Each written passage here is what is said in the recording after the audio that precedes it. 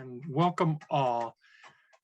I'd like to open the meeting of February 23, 2022, the Northwest Regional Planning Commission.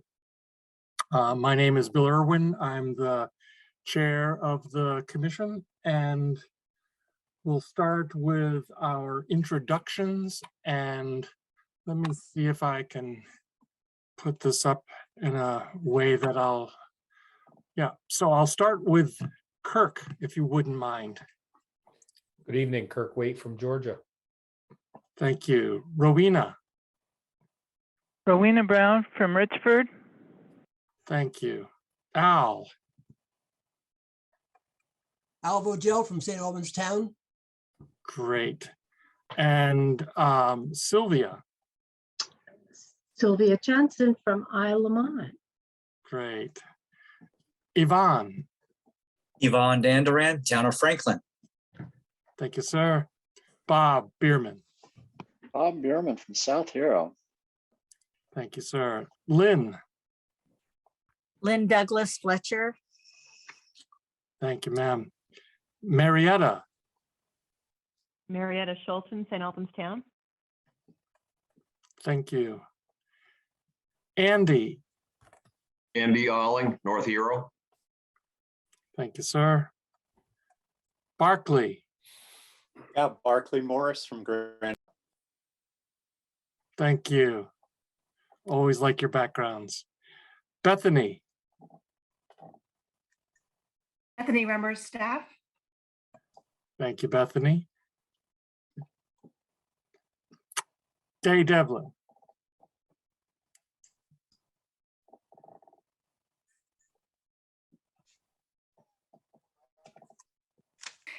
It looks like Daya has some audio troubles, but she typed in the chat that she is staff.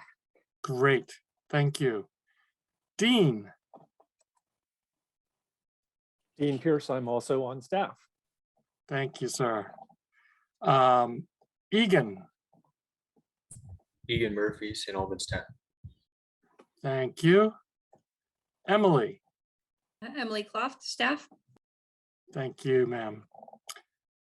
Jude, our special guest for the night. Good evening, everyone. Jude Smith-Kelly, Abundant Sun.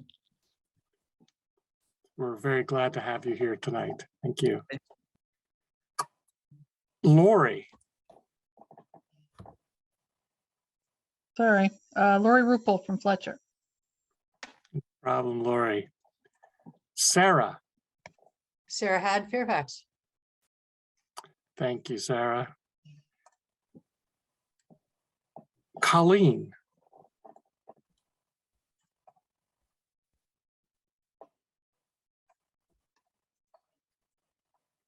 Colleen, can you hear us? You might be on mute. We can come back to you, Colleen, and we'll go to Elizabeth. Elizabeth Nance, Swanton Village. Great, nice swan there. Thank you. That's a real good close-up. Yeah, it's not easy to get. I just want a Swanton Swans, so. Excellent, excellent. And besides Colleen, did I miss anyone? All right, and Colleen, any? Oh my gosh. Oh, yeah. Okay, let's introduce her. All right, Catherine DeVittrick on staff. I'm so sorry. That's okay, Bill. Terrible, terrible. All right, well, thank you all for being here tonight, and like to open for any public comment. If you have a comment, you can raise your hand, you can open your mic and speak. You can put something in the chat. I see no hands, I see no chat. And that's about that. We'll move on then to the minutes of the December 2021 meeting, which were enclosed in your package. Any motions relative to the minutes of our last meeting? Make a motion to accept the minutes as written. Thank you, Yvonne. Second, second by Al. Any discussion on the minutes? I'll just note that Elizabeth sent me a few typo grammatical corrections, which we'll go ahead and make. Great, thank you. And are you, Yvonne and Al, glad to accept those editorial changes? yes. Yes, I am. Very good. All right, all in favor of the minutes of the January 26, 2022 Board of Commissioners meeting, please say aye. Aye. Aye. Those opposed, say nay. Any abstentions? All right, so the minutes pass, and I thank you. I should have noted during the discussion, as usual, they are quite well taken. Really appreciate the diligence to obtain those. So we are at our very first presentation from Jude Rachel from Abundant Sun. A number of you should remember that we brought on Ms. Rachel to help us in our effort to prepare ourselves for work with regard to justice, equity, diversity, and inclusion, rather than to leap off into some sort of statement that might sound good. We wanted to understand what we really need to know before we take actions that can do good in this arena. And we have the pleasure of welcoming her tonight for her first presentation to this board. Please, Ms. Rachel, take it away. Bill, I'm happy to give a brief introduction as well, Thank if you. that's okay with you. Absolutely. I should have prepped you ahead of time that it's Raquel, and I'm sorry I didn't do that. Thank you. At least I'm consistent. Yes, and I'm sorry I didn't prep you ahead of time with that. I just wanted to note that I've known Jude, Dr. Raquel, for almost 2 years now, and we both served on one of the governor's COVID recovery task forces focused on local communities.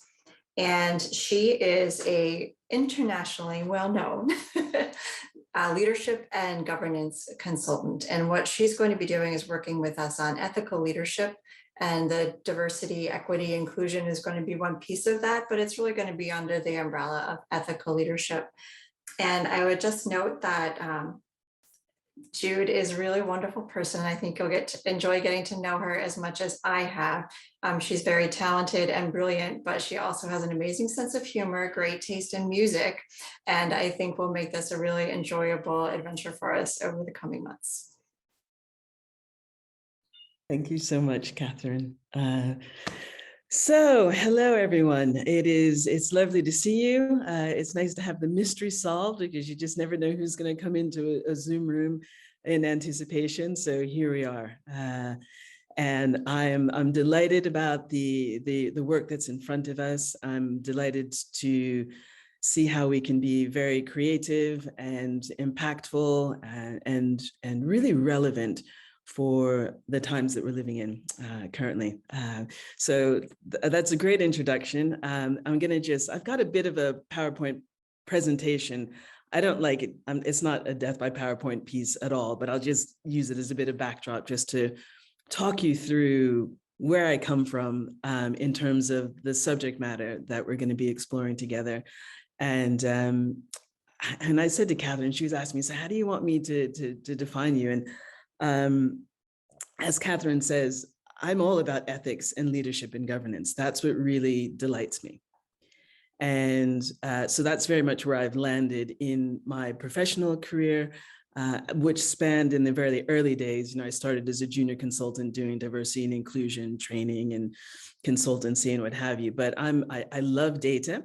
I absolutely love data, and run a practice through Abundant Sun where we are very, very diligent in collecting data around diversity, equity, and inclusion. It's not like a head count. How many percentages of people do we have there? And what does this, I don't care about what it looks like. I care about the culture, and I care about the health of organizations and communities. So we really, it's not for this session today, but I just want to put out, for starters, that building strategies and helping to make decisions has to be dependent upon really sound data. And when we work in the field of ethics and leadership and diversity and inclusion and justice, we really look to apply management science and data science to what it is that we collect, so that we can see where we need to concentrate and what we need to prioritize. So I hope that as we work together, you'll get a really good sense that I don't toe the line when it comes to diversity, equity, and inclusion. I'm not interested in that. I'm not interested in being politically correct. I'm not interested in pretending that I don't have my own sets of biases, and I'm not trying to grapple with all the time to make sure I'm not a jerk or I'm treating people unfairly. So just really, it's an exciting time. I do this work because I love people. I do this work because I believe in health and well-being and justice. And I do this work because it gives us the opportunity to be creative, to be innovative, and just to simply be better and stronger and happier. So that's really what I'd like to say, just for starters as we go. So let me go into what I'll share with you. I'll start from the beginning. So here we are with you today as the Northwest Regional Planning Commission, and this is very much around an ethical performance improvement campaign. And it's a concept that I really started with when I was doing my PhD work. I was really fed up with diversity as people were talking about it. I was fed up with doing.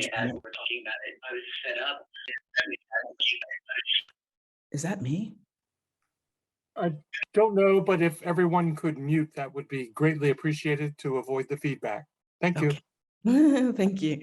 Yeah, so I was a little bit fed up with just doing diversity training that wasn't going anywhere, and then sometimes making life a little bit more difficult in some circumstances. So that's when I launched into doing a PhD in business, really asking a fundamental question: why is diversity management not working as effectively as it could be after 40, 50 years of investment? And it's that kind of questioning that led me to understand the importance of ethics, leadership, and governance as fundamental building blocks of the agendas around not just social justice, but you'll see here, it says climate and social justice in the built environment.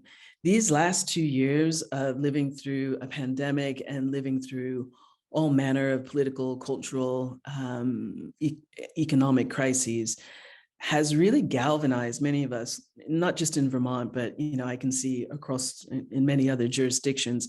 It's really galvanized us to concentrate on the importance of the built environment when it comes to health and well-being and issues of justice. So I'm really, as I said, looking forward to seeing what it is we generate together by working every other month to have certain conversations around your specific area and jurisdiction. So as we go along, there's just a bit of a group contract that I love to put out here. And what you'll see here are a few bullet points that are really an extraction of the fundamental tenets of engaging in civil discourse. So what it is, it's about being honest. It's about keeping discussions productive. It's about, as citizens, participating in those discussions and listening actively and keeping an open mind. How we take responsibility for what it is that we say and do, and actually really create an environment where together we can respect the intentions of other people. I think there's a very, very important piece of giving others the benefit of the doubt, even when we make mistakes. I think it's very sad when we live in cultures where we think we can't make mistakes or we hide our imperfections. It's not honest, and it doesn't really help us get better. The second to last one is about not being a bystander, but really engaging in these discussions around justice, equity, diversity, and inclusion, ethics, leadership, all the wonderful things that we're here to do. And then also really determining what are our options for action as we go forward. Enlightened action, not reactionary actions. I've had lots of conversations about certain book clubs or films to watch. That's there. It's good. It can be educational, but it's not always relevant to our businesses. And as a stickler for detail and as also a stickler for business, if we're going to have any conversations about this subject matter, then it has to be directly linked to your business at hand and relevant in that way as well. So we can build that as we go along. Any comments there about our group contract? All those in favor, please say yay. Yay. And do we have any nays in the room? So yeah, no, I think it's really important because I'm really sad that we don't have the opportunity to engage in social discourse with others with whom we don't necessarily see eye to eye or understand or even believe in some instances. So let's really take the opportunities that we have together to practice social discourse in our space so that we can learn and expand. So for this evening, there are just 6 points there. We did a little bit of introduction, so thank you for that. Nice to see who you are. I spent some time talking about what really is diversity. And as it said in the paperwork that went out to you, we'll also look at what is VUCA, volatility, uncertainty, complexity, and ambiguity, and also how it relates to diversity itself. I'll just do a quick intro to environmental and social governance ESG reporting, why that's also important for you within the context of Planning Commission, and really what does justice look like for yourselves. We'll just have a little bit of a conversation about that, and then just set up for some reflections for you to engage in for the next time that we meet. So is that okay, everybody? Yeah? Yes, indeed. Excellent. So I'd say, and again, we can build upon this, but for starters, the goal of our time together, desired effect is the work we do together will support you in laying stronger ethical foundations and in creating strategies for sustainability that benefit as many people as is possible. I don't want to say everyone because we can't get to everyone and please everyone. Let's be realistic, but let's try and make this as socially good for as many as we can reach in the time that we have. So what's diversity? I'm going to just put that question there, but I'm going to take the slide down. When I say the word, what's the first thing that comes to your mind? Quick word associations, chuck them out. Multiples. Multiples, just multiples. Thank you. What else comes to mind when you hear the word diversity? Different. Mm-hmm. Different cultures. Mm-hmm. Mm-hmm. Broad Wide spectrum. reaching. Wide reaching. Wide reaching. Mm-hmm. What else? Broad spectrum. Mm-hmm. Mm-hmm. Anything else? Yeah, I would add that there's actually an organized effort to be diverse, to recognize diversity. And so diversity has become a sort of effort, just a word. Mm-hmm. Thank you.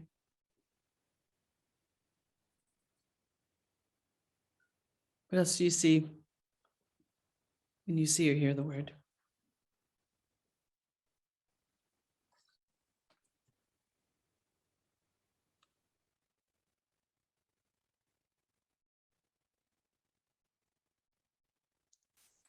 Okay, if that's it, that's it. Not a problem. So I think it's really important to define the word. If you look into the dictionary, English language, open it up, what's it going to say? It's going to say that diversity is simply variation, right? It's variation. And if we put it within our cultural context, and I've worked in so many different organizations in so many different places, and I've worked throughout the lifetime of a career where very often if I or an organization that I'm a part of has been invited in to do diversity work, those requests have historically very much come from human resources.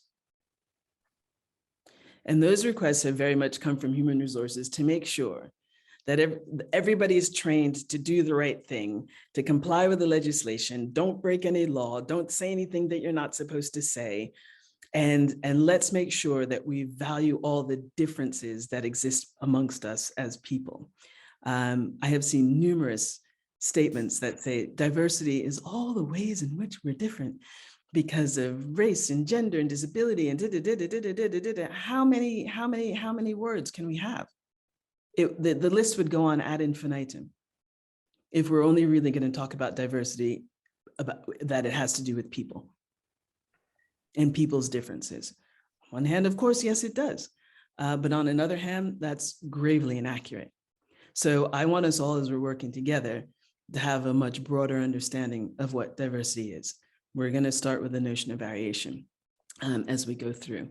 When we created Abundant Sun nearly 19 years ago, which was in the UK, where we founded it before we moved back into the US context, it was very clear to us that diversity was about the triple bottom line reporting piece: environmental, social, and economic responsibilities that we have. And we were not going to just stay trapped, and I will say trapped, in defining diversity only in terms of people and human resources. Right? So here we are now in 2022, and I'm so delighted to see that there's now an intersection between understanding justice in terms of environmental justice, social justice, and economic justice. So we've got to spend the time that we all have together over the next cycle to really understand what that means for you as leaders, what that means for you as data collectors and as decision makers and as people who are fundamentally responsible for public health and safety. Okay? So we're going to think about it much more broadly than perhaps the society that we live in suggests that it is, which I think is also key. Great. So justice is social, justice is environmental, and justice is economic. And any organization that exists on this planet should embrace those words wholeheartedly as they determine what their business is and how they execute it. I want to also just talk about planning in our VUCA world. And as I'd mentioned, VUCA stands for volatility, uncertainty, complexity, and ambiguity. And one of the reasons why I love VUCA is, and I'd mentioned earlier, I was talking to somebody earlier today, I think we were just doing an interview for a job posting, and they said, well, why do you do diversity, equity, and inclusion work? I said, well, because it's about creativity and innovation. And that's really the exciting piece. I personally, and I know that it's fundamental to who I am as a character, I love VUCA. I loved VUCA as a child. I was very exploratory. I was always pushing boundaries. I always wanted to know more. I wanted to do something different. But not everybody feels comfortable with volatility, uncertainty, complexity, and ambiguity. And I would say that for many of us who don't feel comfortable, we've had some pretty tough lessons over the last 2 years, living through a pandemic when the world as we knew it was turned inside out and on its head. But I want us to look at this model of the VUCA world template in the context of diversity as well. Because if there is any variation in a system that is presented, it is going to, forever long, it's going to throw that system into a VUCA state, right? It's going to be disruptive. And we might lose our way, or we might have, we might get confused, or we might actually make really wrong decisions because we don't have enough information. So volatility refers to the speed, volume, nature, magnitude of phenomena that may or may not be in the pattern, from volatility, form, that should say form. There's an error in this actual slide salad that I'm seeing. Sorry, it's not an Abundant Sun salad. But volatility increases complexity, right?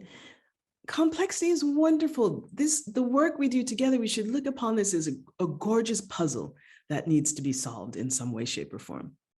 So complexity describes the number of different states a system can get into at a certain point in time. The amount states a system can get into, the higher the complexity and the harder it is to get to manage it as we're looking at it. And then uncertainty is when, like, we don't actually know what's going on. We don't understand. There are no concrete trends, there are no patterns. We can't make rhyme or reason of what's going on.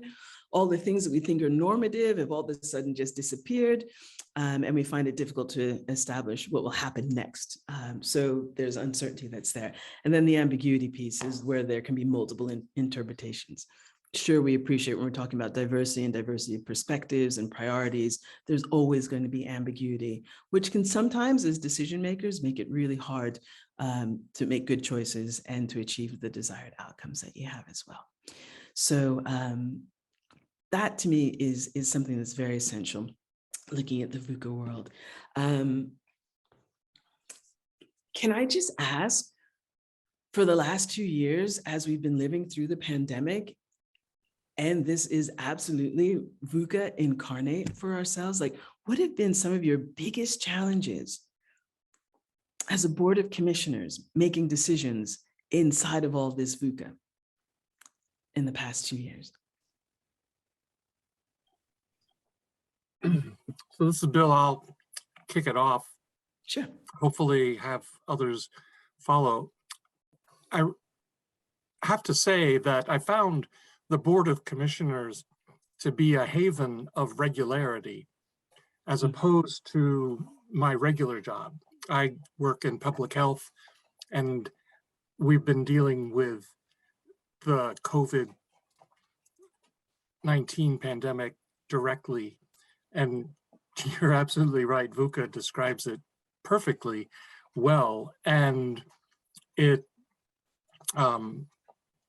is really fascinating. I can't wait to hear some more. But I think that what we've seen here so far, and we're really just beginning, is that we have a tendency sometimes in political action to follow the herd, where when we talked about this early on, that we wanted to consider our role in addressing inequity and injustice and other issues over the next few years, we didn't want to act early. We wanted to learn.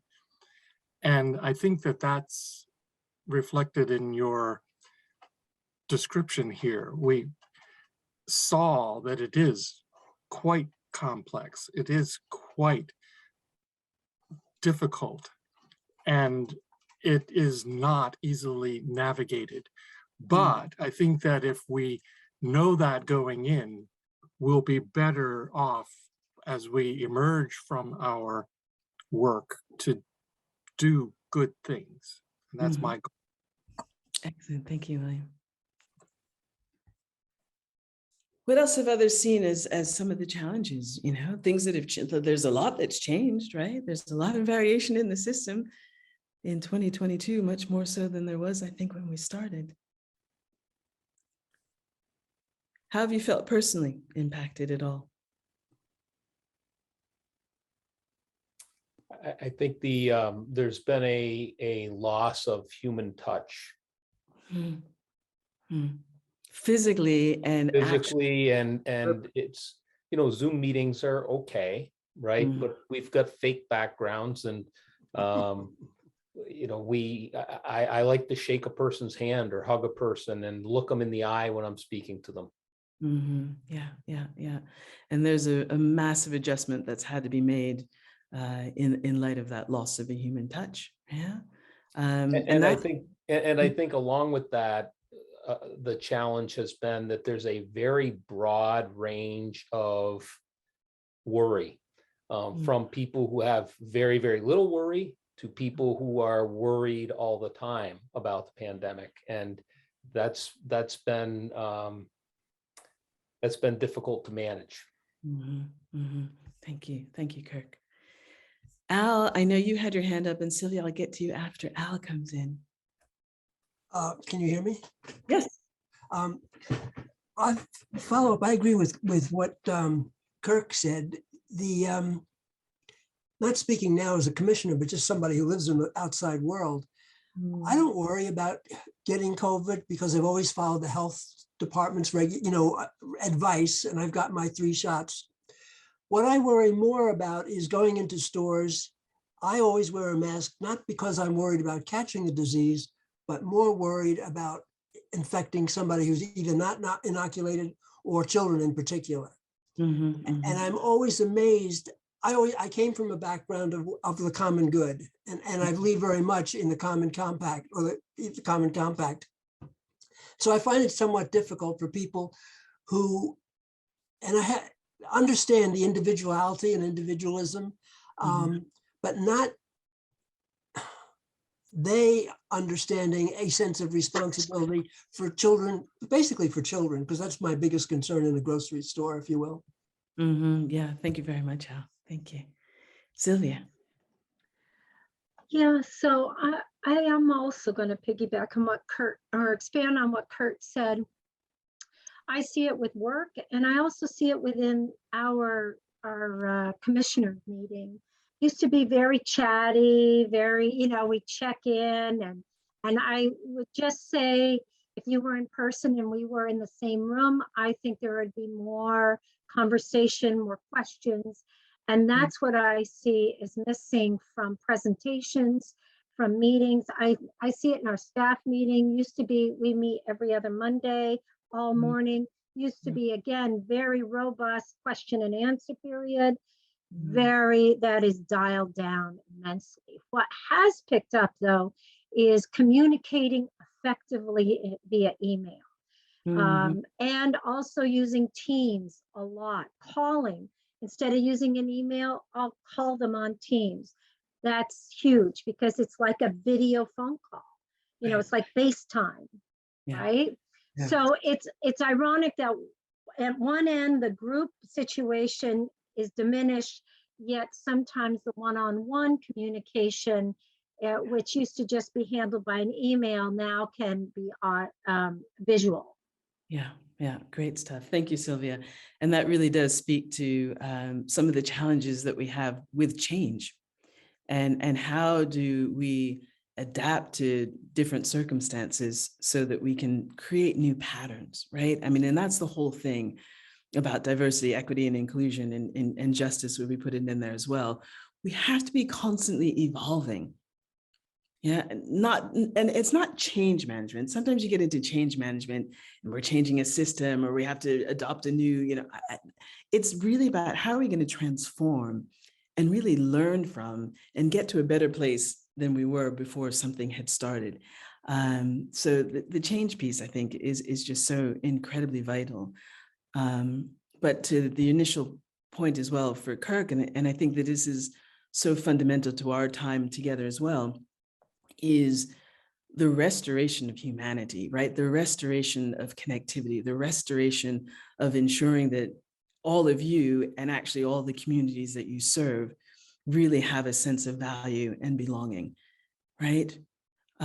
Because it's been really hard for people to get through whatever these past 2 years may have served up to individuals, either personally or professionally. So I want us to just really stay focused in upon, how hopefully we don't stay in a Zoom context forever. But you know what? Sometimes we have to live the world as though this is all that's ever going to be. And how do we make the most of it if we can't get back to where we started from? And so there's always going to be something good inside of that. As Sylvia says, I might not be able to do this, but oh my goodness, I'm not burning up fuel, going up and down. The amount of miles I used to put on 22A going from Southern Vermont to Burlington every year was unbelievable. you know, it really honestly. And I was unhealthy because I was in the car for too long, you know, and you couldn't get as many things done. So whilst there's a real detriment and I don't like it and I want it to go away, actually, this is pretty good in some ways, you know. So where do we find the balance with it all and stay critical? It's one thing I haven't mentioned yet, but in this problem solving and puzzle making, you know, it's like, how do we really stay critical about this? And not get too overwhelmed with some of the longings or the desires that we may have. Okay, I know we don't have a huge amount of time left. But as you can see, I like to talk and we could go on forever, but I won't. So I'll just leave you a little bit more framework. So this is the environmental and social governance framework that I'd love for you to look at a little bit further. I did a bit of research before we came in today because I wanted to see, well, how many regional planning commissions are actually leaning into environmental and social governance reporting. I could only find one. It was something called Champaign, not Champlain, but Champaign something or another in the Midwest. But I'm going to do a little bit more research for you as we go through our time together. I was able to see that there's something to do with HUD and ESG. So Catherine, maybe when you and I have our next one-to-one, we can look at that a little bit more closely and see where we're going with it. But I just wanted to define what environmental justice is for all of you. And as I do that, just think about your roles and responsibilities inside of the commission. I find it fascinating. For the last 8 years, Abundant Sun has had a contract with the equivalent of the Environmental Protection Agency in a country that I shall not name, not for any wrong reasons or anything, but there was such a misunderstanding about what environmental justice is. You know, it's not recycling. It's not driving an electric car. It's not going up and picking all the garbage up off the highway to make it look better. It's not going down to the farmer's market. It's really looking critically at what environmental justice involves identifying and addressing as appropriate, disproportionately high and adverse human health or environmental effects on an agency's programs, policies, activities on minority and low-income populations. End of. That's what it's about. I had the pleasure of one of my colleagues now, he and I were on the Regional Economic Development Working Group down in Bennington County when I lived in Southern Vermont. He's an engineer. And we did a presentation a couple of weeks ago to RPI, which is his alma mater down in Rensselaer. And it was just with a group of students who are training. It's like, okay, these are the things that you have to be considering now as you're coming into being an engineer in the 21st century. You can't not know these things because you got some tough decisions to make. And there are going to be some serious ethical dilemmas that are going to be posed. Part of that series that the students are going through is looking at the Flint water crisis. And so we were kicking off the series kind of looking at that and looking at some of the challenges that they've had down in Bennington in particular with some of the environmental disasters that have had an enormously negative impact on public health. So, you know, it has always been our job, but it may not have always been as articulated as clearly as it could be. So that's that piece there. And I think that, you know, for us, as we're looking at it, there are so many enormous benefits of justice. We have greater creativity, balance, harmony, health, well-being, and ultimately abundance. That's what we're aiming for, right? And it's not, we can do this. One of the reasons why I love working with Abundant Sun is like, we do this work in such an unbiased way, right? You have to be fair every step along the way. And as I said earlier, how can we benefit the most people as is humanly possible for us to benefit at any time? I fundamentally believe we are powerful beyond measure in our ability to bring peace and joy to all people through the built environment.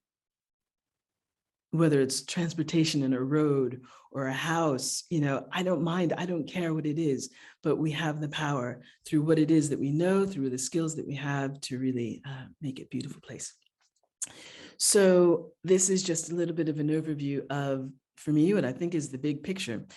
We're looking, as we work together, you know, how do we have greater visionary leadership, integrity? How do we have greater employee engagement when we're looking at the internal culture and the people that we need to execute the wonderful things that we do and will be doing? It's about innovation, fair pay, transparency, environmental sustainability, diversity, equity, and inclusion is in there. all these wonderful things. It's a big picture job. And so these are the things that I'm really looking forward to exploring with you, having conversations around, and building.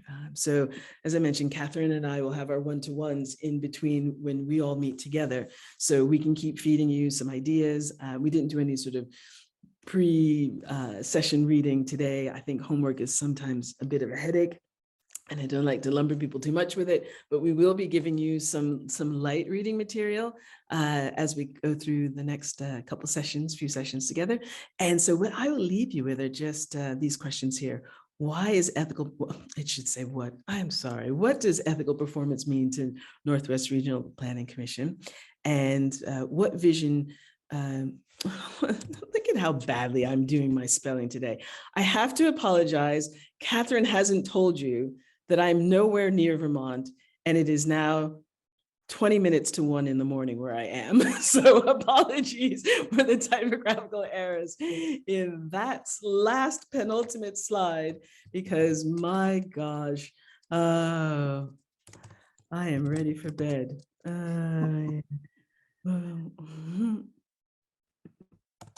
There we go. Okay, Jude's making some snappy corrections on that one.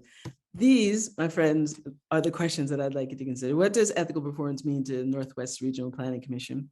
What does it mean to you, right? You don't have to answer these now. What vision do you have of it now as a commission when it comes to ethics? And what do you have for it in the future? Where do you want to see it go? If you have to make it better, given the conditions that we're living in, given the challenges that we're confronted by, what do you want to do to actually bring better to the folks for whom you're responsible? So I think we are just about to time, because I know that we had 45 minutes, Catherine. That's a thank you for me. See you again soon. So I'll take that down. And then I will also just yield the floor for a minute or two to see if you have any thoughts, any questions. You can ask me anything, because I want to make sure that you get the absolute most out of this as well. So if you're curious, or I don't care what it is, but we got a minute. Yeah. Dude, can we have a copy of the program you just put on the screen? 100%. I will PDF that and send it to Catherine before I go to sleep. Well, you can do it tomorrow morning if you'd like. But it is, but wait, no, Al, it is tomorrow morning for me already now. Well, let's put it this way, 9 o'clock tomorrow morning. Yeah, okay. Thank you. I promise I will do that. Thank you. In the ESG, why isn't there a bigger focus on economic justice? Yeah, that's such a great question, Barclay. And I think it gets sometimes subsumed inside of the S, but you know, I don't have an answer to that. It's a question I've asked myself. I think this is my philosophy. When I talked about the triple bottom line reporting, you're familiar with triple bottom line reporting, everybody? Are you? No. Okay, so It's new to me. Say again. It's new. Oh, okay. So I can share some of that with you as well. So basically, John Elkington, lovely guy, known from the UK, he coined this phrase, triple bottom line reporting. He had a consultancy called Sustainability, and he was very much a part of the green movement in the UK from the beginning of time. So John basically said, well, we can't keep judging the effectiveness of any organization just on its financial balance sheet at the end of a year, right? Like, because that's the only value we were really looking at, is economic.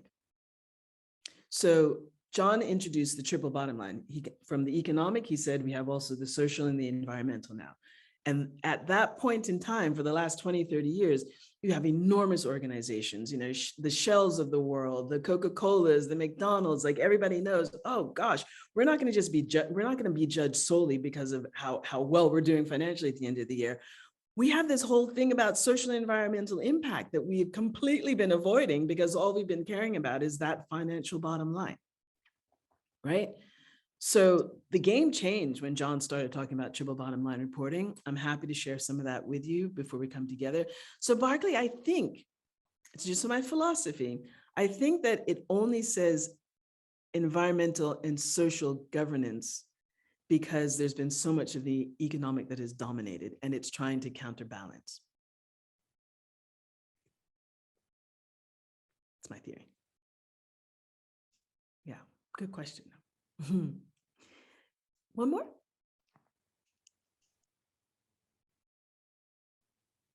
So this is Bill. I think it might be useful to share with the Board of Commissioners the overall project that we've engaged you to help us through. You mentioned, for example, Dr. Rakeley, that you are meeting with Catherine in between. You might lay out what we've actually hoped to put together with you over the course of the coming months. Absolutely. I will, when I do the PDF of what we've gone through this evening, I'll also add a little bit because I realized that would be extremely helpful because you will not necessarily have seen our letter of engagement. Good. Catherine, anything from you before we go? I go. I don't have anything to add to what you have said, except to say thanks. And I think this is going to be a great way to build on our knowledge and set us up for having these conversations at the same time that we are embarking on the update of our regional plan. And I think it's going to be a good parallel conversation. That's great. Well, excellent. Well, thank you everybody so much for your time this evening. If you have any questions or curiosities, and I love a curiosity, just let me know. My email is at the very end of the PowerPoint presentation we went through today. So you are more than welcome to contact me in between sessions there, or use Catherine as a conduit if you need to as well. But yeah, wonderful time. Enjoy the spring, winter, whatever you have that's happening weather-wise over there in Vermont. It's lovely today. Are you in Hawaii? Are you in Hawaii? No, I'm not in Hawaii. I am actually, I am in Portugal. Oh, the other way. Oh, okay. Yeah. Lucky you. For the time being, hey, we're all lucky, no matter where we are right now. I'm lucky that we're on this call. You know, it's a good day. But yeah, no, I actually, for a number of reasons, and you'll get to know me over the, we have a year together, don't we, Catherine? We've got 6 meetings, so every other month. So we've got 5 more sessions to go. But we'll get to know each other really well, because this isn't just about you being the commissioners. It's also about you being yourselves as individuals. And I'm here to support you on all fronts as well. Okay. Thank you. Great Thank stuff. you so much. Have a great evening, everybody. Take good care. Bye. You too. Thank you. Bye.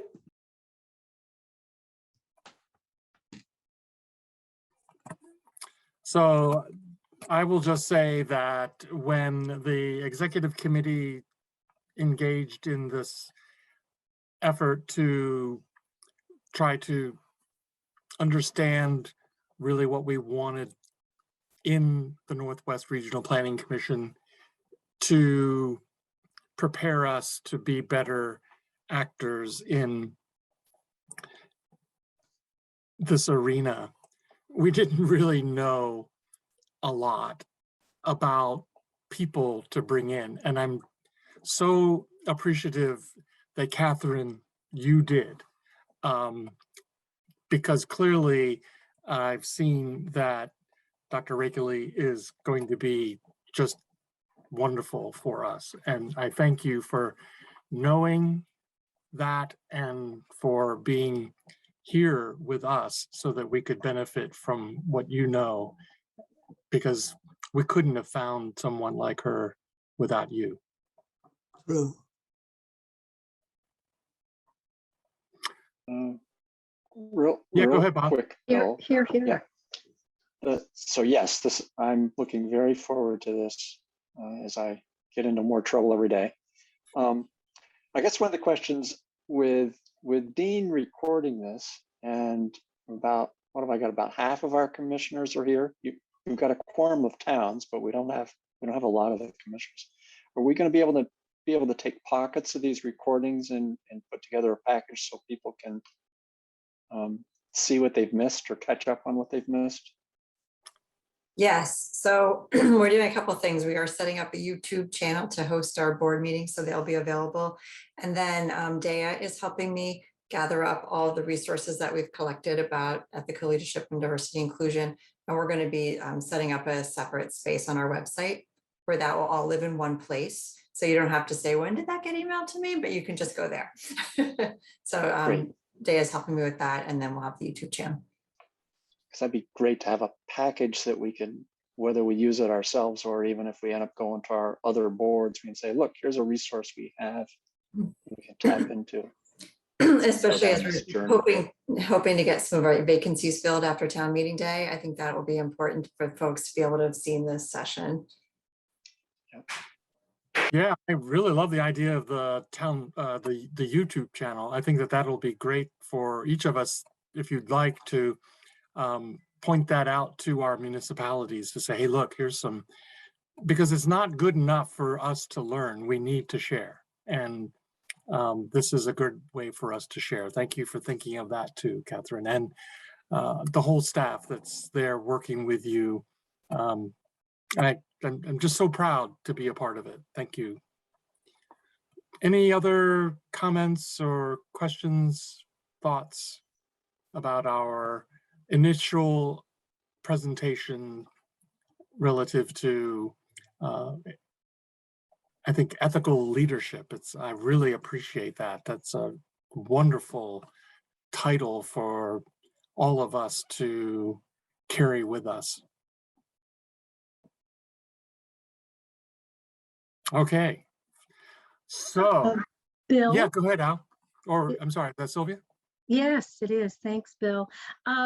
One thing I'm also discovering is many communities have a community Facebook page. I just learned about Swanton. I know Alberg. I've heard that Alberg has a wonderful one. And there's stipulations, no political stuff. And it's meant for sharing information. Once we get the YouTube channel up, maybe getting the link on these Facebook pages, finding out who all the admins are, because I think it's another opportunity to get our good message and our great presenters to the general public. Yeah, great idea, Sylvia. And anyone here representing municipality, I think that that's a good example of how we can take what we're doing back to our communities. We had our informational meeting last night in Bakersfield for town meeting day, which is going to unfortunately not be in person. And I described what the Northwest Regional Planning Commission does in the absence of county government in Vermont. And I think a lot of people not only could benefit from learning more about what the NRPC does for Franklin and Grand Isle counties, but also that we should take it to heart that it's our responsibility to try to provide our municipalities as much as we can from our experiences here so that they can benefit too. And I thank you for those ideas as we go along in this process of the next roughly year engaging in this ethical leadership journey. Well, it's a little difficult to move on to committee reports, but we do need to do so. And so if you're ready, we'll start to go through those reports, and a reminder that there are written reports in the packet that was sent. We'll start off with finance and operations. I don't think that Harold was on, so it might be that you'll have to help us with that, Catherine. Or is there someone else from the committee? Carol couldn't make it tonight, but I'm happy to answer any questions on the financial reports.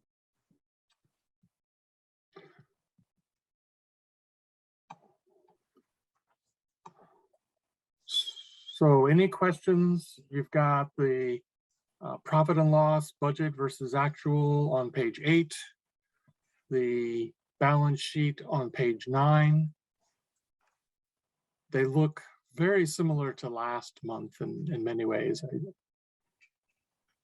But obviously we've moved a fraction of our fiscal year, 1/12 of it. Looks good to me. Any questions for what would normally be our finance and operations? All right, we'll move on to personnel. Lori, I know you've been busy. Hi, sorry. Can you hear me? Yes. Yeah, I'm spaced last week on the executive committee meeting some reason. I don't know what the next day I said, missed that one. But yeah, we had quite a process in hiring the Working Communities Challenge program manager, but we did end up with Barry Lamke, who's a very experienced and ready to hit the ground running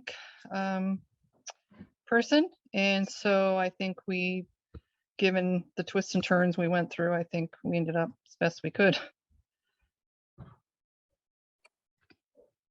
Yeah, I want to thank everyone that participated in that process. It is an extremely challenging role to help us in Vermont, and particularly in our two counties, to try to bring more housing to help people live better lives. And I noted in some of our discussions through the process that we need someone who really can almost make something out of nothing. And Barry has exemplified that in a variety of roles. And I think we're really lucky to get him, and we'll see him in action soon. He comes from ECHO, the Leahy Echo Center, and where he's done work with improving the quality of Lake Champlain. And we're now looking for him to lead us as we start to look at improving the capacity for Franklin and Grand Isle County residents to find good housing.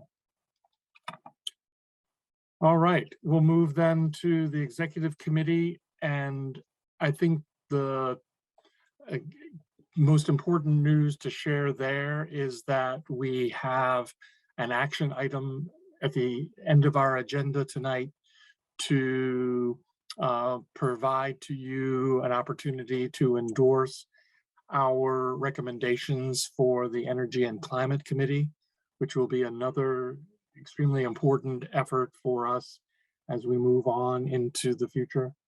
And of course, we continue to do a variety of other Regional Planning Commission oversight functions. One of the more important for this most recent meeting in February was to engage in the Northwest Vermont Regional Foundation meeting, and Kirk will be providing a brief report there where we had elections. We'll move then to project review. Bob? And project review, what we're actually going to talk about is our meeting from February, the December and January activity we did back at the January meeting.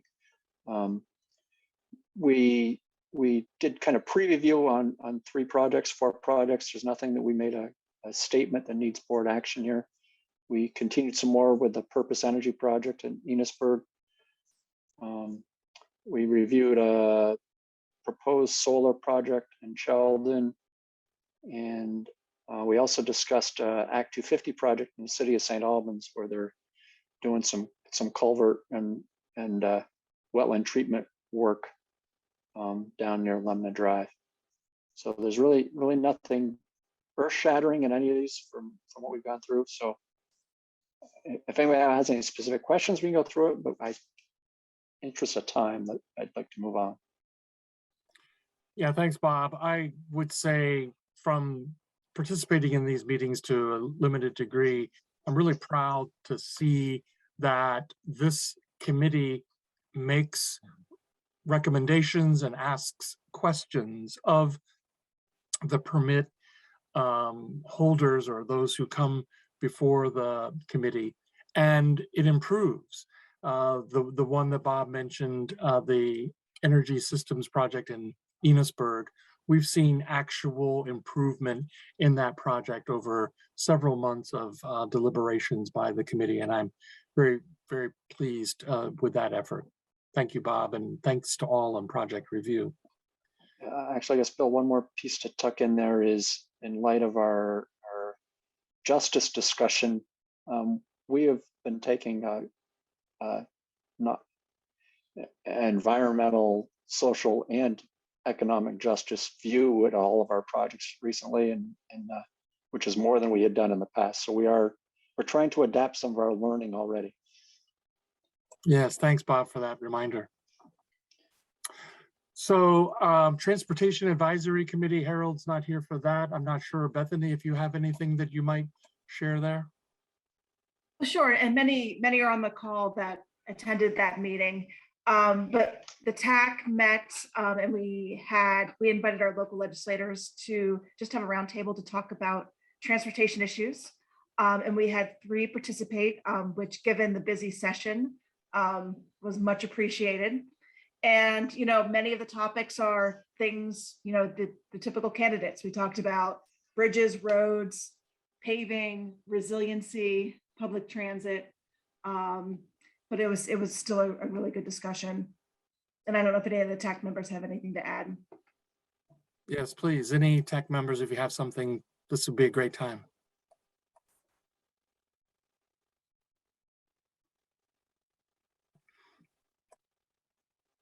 Okay, I'm sorry I couldn't make that because I really would have liked to. I was on the West Coast, and the time being 3 hours earlier, I was right in the middle of teaching a class. So I'm glad we had good turnout and good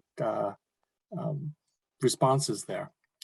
We'll move then to the Energy Committee. I don't know, Bob, if you want to introduce a little bit of where we're going at the end of the meeting here. We'll get to it. We'll get to it when we get to that line item. Okay, very good. Brownfield Committee. We don't have Laz to speak to this tonight. We sent him off in a grand fashion as much as we could last time. And is there someone here that could speak to Brownfields Committee for us today? I can collect questions if you have any on the written report and bring them back to Greta, but I have nothing to add. Except that we do need a commissioner who might be interested in serving on the Brownfields Committee. If you have interest in that, let me know, because there is a board seat. That committee does tend to meet during the day, so you should know that about that committee. Very good. Yeah, that's a very important effort in our state overall. I can tell you, I've known people that worked in that really valuable effort to convert land that was previously not good for much into land that is really wonderful for many communities. So if you want to make a difference, please do step up. We could use your help in the Brownfields Committee, especially if you have time during the day. Elizabeth, the Regional Plan and Policy Committee. Hi there. So we are meeting on Monday, and I'm going to pull up the agenda. So we're going to outline key points, the timeline and the outreach plan as we begin the work of the update. And we're going to look at the regional energy plan update and how we want to move forward with that. And I think it's important that we, as Jude mentioned, that we use this time with abundant sun as part of the work that we're doing with the update. So we'll be getting cranking after Monday and looking forward to a really thorough update. Great. Thank you, Elizabeth. Yeah, I'm looking forward to the Monday meeting. We'll then turn to the Vermont Economic Progress Council. Al, any report there? Yes, actually, this is the first time in many months that I'll be attending a VEPSI meeting.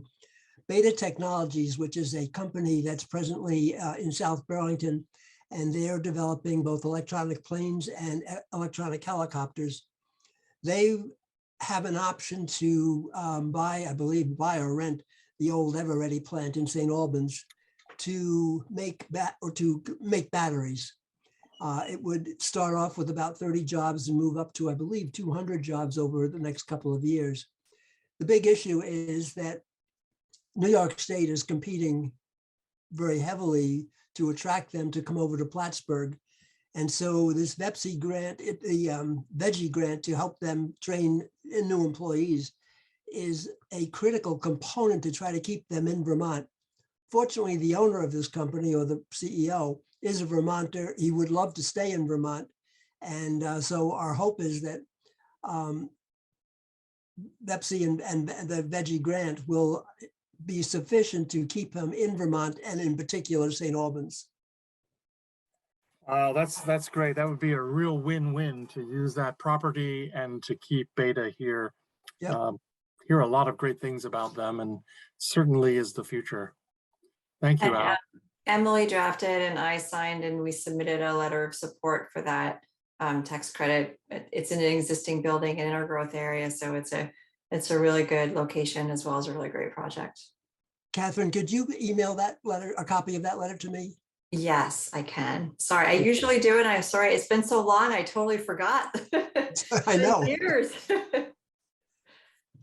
So that would be helpful to me when I represent us. Is there a time frame we're looking at where we might hear of a decision? No, this is just a pre-application. Okay. So it'll be some time, but if there's anything that we can do further, please let us know. And so I'm sure that the agencies, the governor, our congressional district are doing something there, but if they're not, we should get them involved. Right. Big. Thank you, Al. We'll go to Green Mountain Transit. Bob, do you want to report there? Sure, Catherine, correct me. We've continuing with our contract negotiations with the rural end of the business. Hopefully we'll get some resolution here in the next couple of weeks. And the other thing we've been doing some recent talk about is safety concerns and potential some type of monitoring to help at the transit center and on the buses potentially.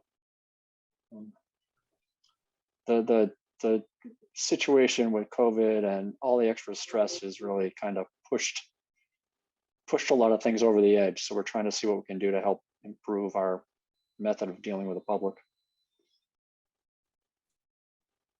Yeah. Anything else, Catherine? I'll just add that that was an interesting discussion at the board. It was while we're dealing with public safety and law enforcement issues, there was an equal conversation about what we should be doing to support mental health and social service needs of those individuals that might be causing safety concerns. So it was an evolution of a discussion that was very different than we would have had a few years ago. Yeah, a lot of our problems are much more wide spreading with their roots and their solutions than we sometimes think. All right, thank you both. Clean Water Advisory Committee. Anyone from staff? I saw. I think we're very, I think we're very shortly going to come with a recommendation that be dissolved. Okay. Okay. Lynn, you want to report on Healthy Roots Advisory Committee?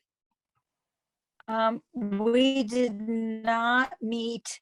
The annual report should be out and all the commissioners should be getting at least a digital copy, but I'm not sure why it hasn't come out. I think I'll be asking them, but it looks good. So you'll be happy when you see it. Great. Thank you, Lynn, and everyone working on the Healthy Roots team. It's a great effort. Now, Kirk, Northwest Vermont Regional Foundation.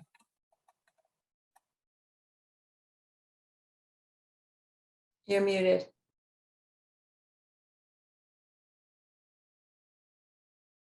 Thank you, Catherine. You can tell I'm out of practice. we did meet. There was an election of officers, Kirk Waite as president, Bill Irwin as vice president, Andy Alling as secretary, and Rowena Brown as treasurer. I would say that we reviewed the finances, but there wasn't a lot to review there. I think the foundation has been victims, probably the wrong word, but a victim of COVID. We really haven't done much for the last couple of years.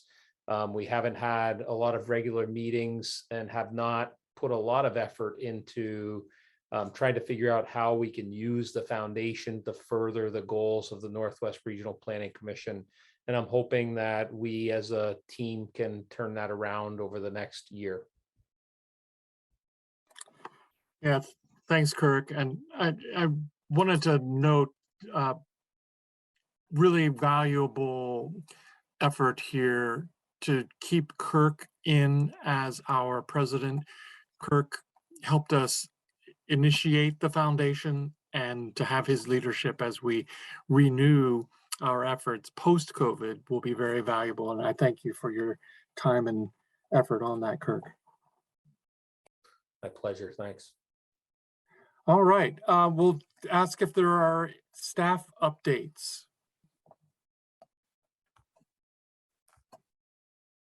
I'll just throw some really quick things in the interest of time. First is that there's a lot of legislative activity going on with housing, economic development, energy, Act 250.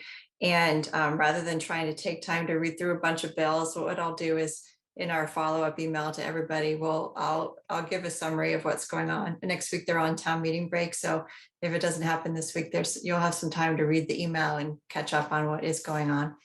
And then I will also wanted to add that this is kind of a boring internal administrative thing, but for us, it's really exciting that we're about to start using our new project management software that Bethany and Dean have been spending considerable time working on to try to get that just right. And Bethany's really been leading us through that process. And I think it's going to really improve many of our internal functions. And so I'm really looking forward to it.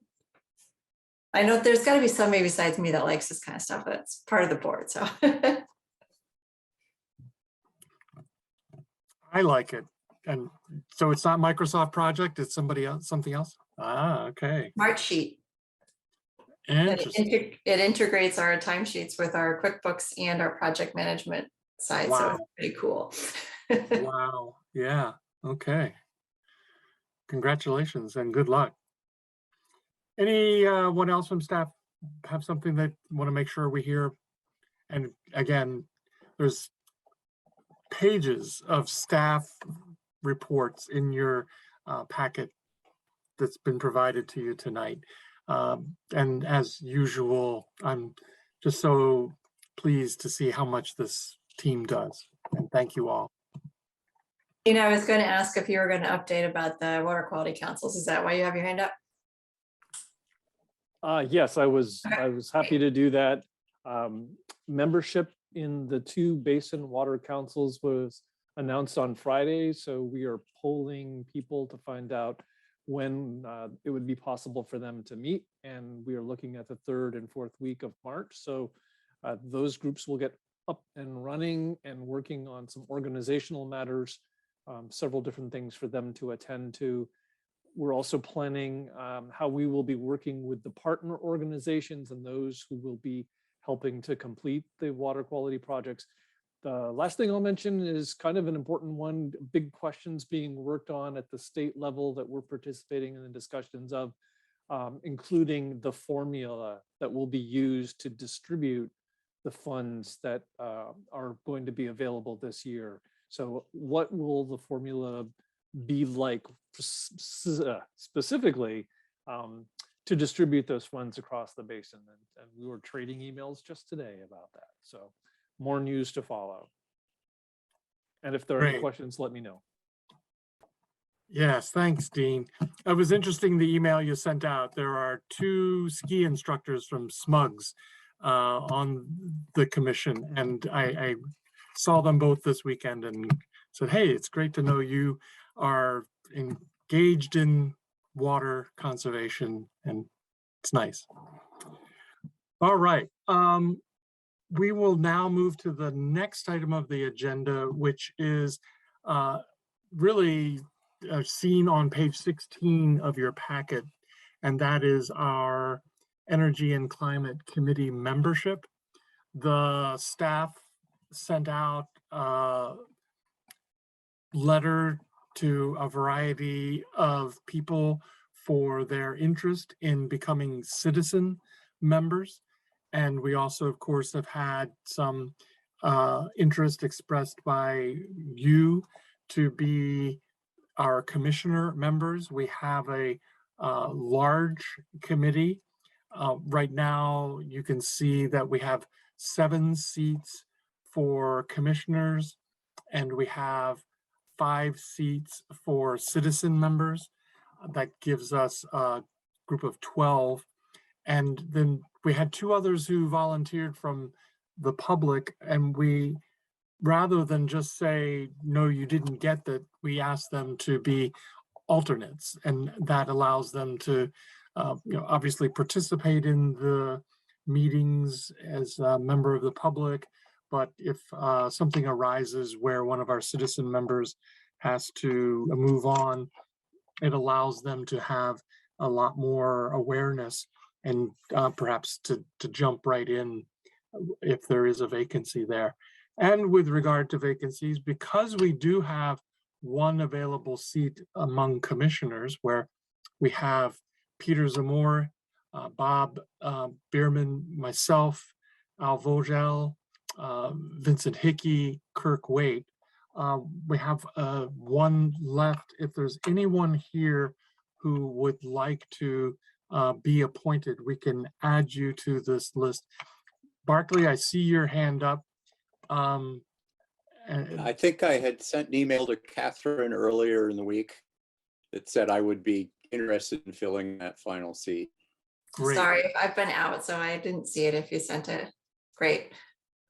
Okay, so I fully endorse that. It's great to have another Islander on the board or on the committee.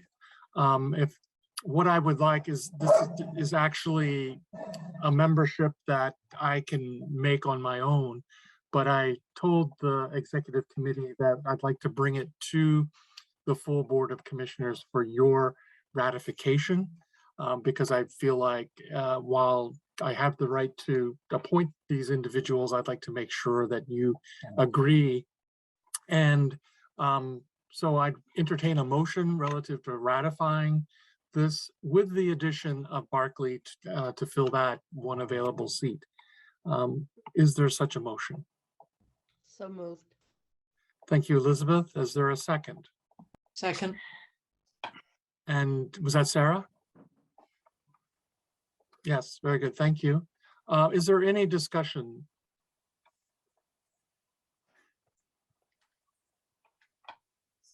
I think there's a lot of work that's going to come from this. It's really deeply appreciated, those of you that have committed to some additional time. It's not huge, but we know that anytime you join a committee, you're likely to give up a day a month. And I really am so thankful that so many of you are willing to do that for our committees. If there's no further discussion, and oh yeah, go ahead, Al. Could you, either you or Catherine, help me understand the use or the membership of citizen members? And given the size of that list, along with the commissioners, it seems to me we're going to have to, I hope it's not going to be by Zoom. I hope we're going to be able to meet in some sort of a room. Did the health department remove the masks Tuesday?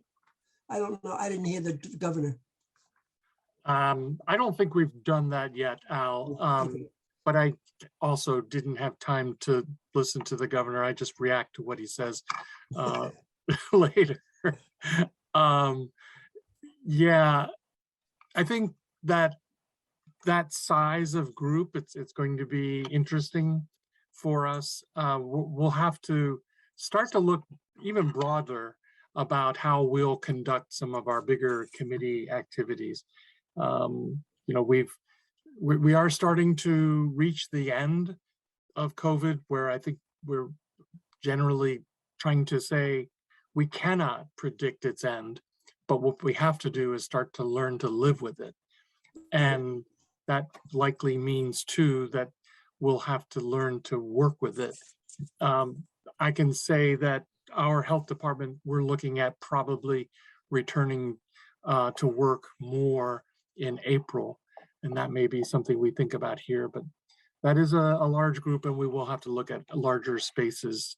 I think generally we want to always look to good size spaces for the larger committee activities that we engage in. Yeah, I assume that Denise Smith can get us back into the hospital. Yeah, the hospitals are tough. They really are very protective of their space to prevent infection. So we may have to look elsewhere too, but I we'll hear see. there's going to be a nice new meeting space down in St. Albans Bay. That might be one place. The other place is the St. Albans Museum. Yep. So there's lots of places we can look at. Okay. Great. Any other discussion on the Energy and Climate Committee membership? All right, not hearing or seeing any hands or yes, Bob, Al. Who's going to be the staff person? So that's Marlena Valenta, our new climate and energy planner, and she'll have my support as well as Greta's. Okay, thank you. and she wrote some nice letters telling folks once this is ratified that they've been accepted to the committee. So nice to see that. All right. All in favor ratifying this slate of commissioners and citizen members for the Energy and Climate Committee membership, please say aye. Aye. Aye. Aye. Any opposed, say nay. Are there any abstentions? Very good. Thank you all. I believe I've got to scroll up to the top of my 17-page document here. We are at the budget adjustment, draft recommendation by the Finance Committee. That too is enclosed. With Harold's absence, I'm happy to just do a quick overview if you'd like, Bill. Thank you, please. So in a nutshell, you'll see that our bottom line hasn't changed substantially. We're still looking at a balanced budget, essentially, that has a $50,000 surplus at the end. Our major changes with revenue were related just to our spending patterns. We have Agency of Transportation and emergency management contracts that end in September. So they span 2 fiscal years, and sometimes our spending patterns mean that our budget estimates were off a little bit. We also added several new municipal projects, most notably with the bylaw modernization grants that were recently awarded, and congratulations to all those towns. And then the other big percentage increase, although it's not a big dollar amount increase, is related to the grant we got to do the wayfinding signs on the Missisquoi Valley Rail Trail. And if you haven't been out to see them yet, they're really great. So when the weather's warmer, you can go and see them. In terms of expenses, we did some adjustments to reflect some of the changes in payroll and benefits related to our staffing shifts, as well as bringing on the CUD director for a couple of months. And then we changed the building amounts to reflect the actual expenditures that happened in this fiscal year. And some of that was the expenditures were a little greater, and some of it was just the timing of the spending. Rather than it being before June 30th, it was after. And then our software budget is increasing related to the project management software. And then the other increase in cost is related to the recreation grant that we got for the trail signs, where the revenue was shown up above. And that is it in a nutshell. Wow, that was great. And I applaud the efforts to remain as much a nonprofit as possible. We do it by a razor's edge so well. Okay. And does that require board action? I think it does, doesn't it? Yes, the Finance Committee did recommend this budget adjustment to the Board of Commissioners. Right. For their adoption. So is there a motion relative to the fiscal year 22 budget adjustment? I'll make that motion. Second. Thank you, Barclay. Sounds like Al with a second. Any further discussion?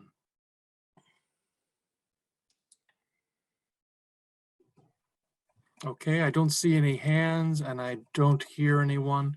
So we'll take that as no discussion. All in favor of the fiscal year 22 budget adjustment as described in the packet tonight, please say aye. Aye. Aye.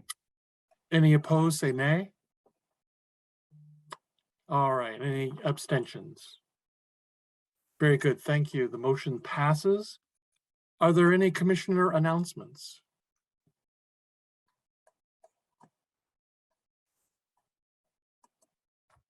All right, I don't hear any. I would then take a motion relative to adjournment. So moved, Marietta. Thank you. Is there a second? Don't need a second. All right, all in favor, say aye.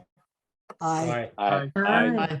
We are adjourned. Thank you all for everything you do, and we will talk to you in March or at committee meetings between now and then.